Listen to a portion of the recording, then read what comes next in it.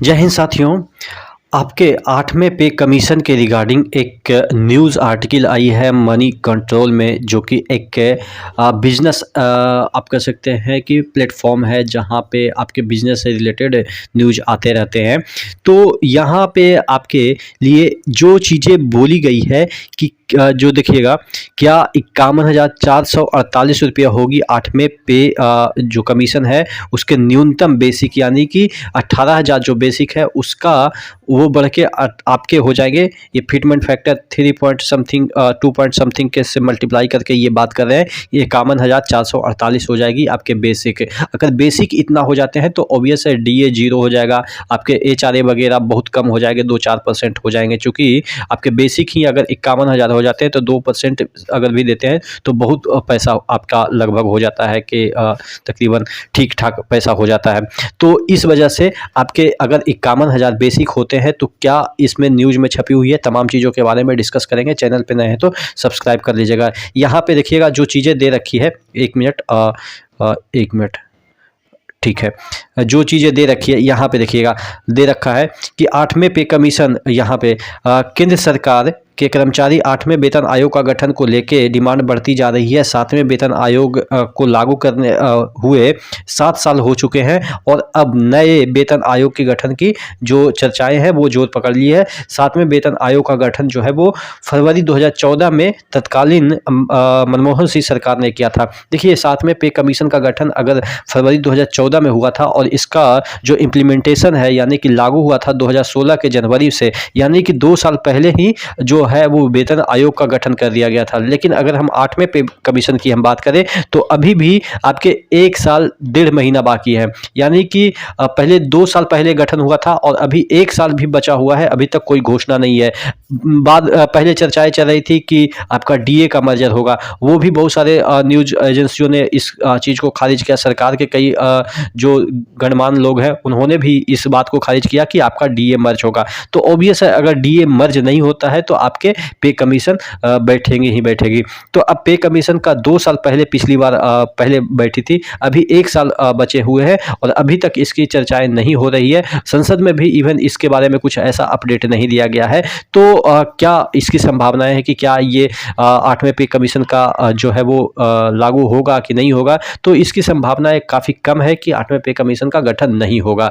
होना तो any how है, वो अलग बात है कि 1 साल पहले हो या उसी समय हो या 1 साल बाद हो। हाँ, पैसा आपको वही 2026 के जनवरी से ही मिलेगा। वो अलग बात है कि अगर आपको 2026 के जनवरी से मिलेगा और आपका जो है वो घोषणा होता है 2027 में, तो 1 साल का आपका तो लॉस है। हाँ, वो अलग बात है कि पैसा तो वो मिलेगा, लेकिन वो जो पैसा आपको आज मिलना चाहिए वो पैसा आपको 10 साल के बाद मिलेगा, तो उस पैसे की क्या वैल्यू है? कहने का मतलब यही है। तो जल्द से जल्द 8वें पे कमीशन का लागू होना, पहले गठित होना और उसके बाद लागू होना लाजमी है। यहाँ पे और आगे क्या दे रखा है वो देख लेते हैं।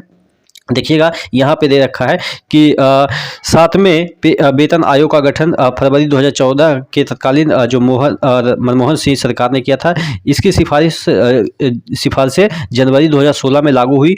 यह आयोग जनवरी 2026 में 10 साल पूरा करेगा। अगर पिछले सालों का रिकॉर्ड देखें तो हर 10 साल में नए वेतन आयोग का गठन किया जाता है। हालांकि 8वें वेतन आयोग के गठन में देरी हो रही है, यानी कि हर एक बार अभी तक जितना भी हम लोग कह सकते हैं आज़ादी के बाद या जो गणतंत्र हमारा जो भारत हुआ उसके बाद हमेशा से हर एक 10 साल के बाद एक वेतन आयोग आती है जो कि रीस्ट्रक्चर करती है कि हाँ, 10 साल में लोगों का लाइफ स्टाइल चेंज हुआ, लोगों का कंजप्शन क्षमता बढ़ गई है, लोगों के इस तरह के जो है वो चीज़ें बढ़ गई है जिसकी वजह से उसको अधिक सैलरी देने की आवश्यकता है। जनरली अधिक ही सैलरी दी जाती है।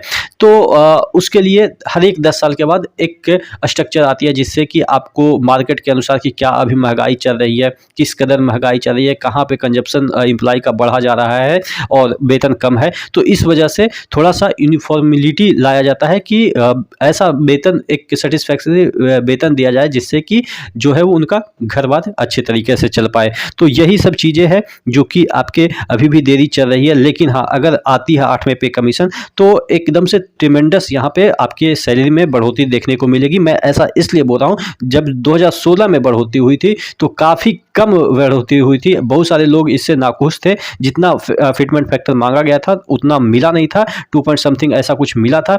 तो उस वजह से आपके उतना तो डीए ही पहुंच गया था उस समय। आप देखे होंगे कि पिछली बार का डीए 100 से ऊपर रहता था, 150 रहता था, और इधर 9 साल होने को है और आपका अभी डीए 50-53% ही है। यानी कि अभी बताइए 9 साल में अगर 53% ही डीए बढ़ी है और आपके कंजप्शन रेट इतना ऊपर चला गया है। आप 10 साल पहले आलू खरीदते थे, प्याज खरीदते थे, 20 रुपये किलो खरीदते थे, आज आपके 80 रुपये किलो है। 4 गुना महंगाई बढ़ी हुई है, आपकी सैलरी 4 गुना नहीं बढ़ रही है। तो आप कहाँ, आप तो पिछड़ ही जाएंगे ना। तो इस वजह से ये स्ट्रक्चर जरूरी है कि आपका 8वां पे कमीशन जारी गठन हो और उसके बाद तुरंत उसका इम्प्लीमेंटेशन 2026 के जनवरी से हो जाए और अच्छे खासे अमाउंट में आपके बेसिक सैलरी बढ़नी चाहिए। जैसा कि इसमें बताया जा रहा है कि तकरीबन जो 18,000 बेसिक सैलरी आपके ग्रुप डी का है उसको बढ़ा के 52,000, यानी कि अच्छा एक रिपुटेड लगे कि हाँ एक सरकारी कर्मचारी का वेतन है। ऐसा नहीं है कि अभी ज्वाइन करते हैं 25-26 हज़ार मिलता है। भाई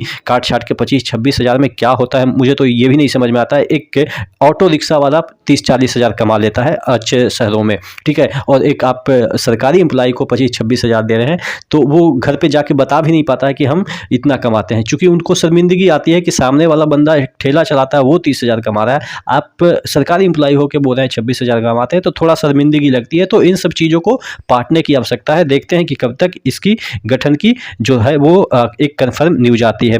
आप लोग क्या सोचते हैं नीचे कमेंट बॉक्स में कमेंट करके जरूर बताइएगा। नेक्स्ट वीडियो मिलते हैं, तब तक के लिए जय हिंद।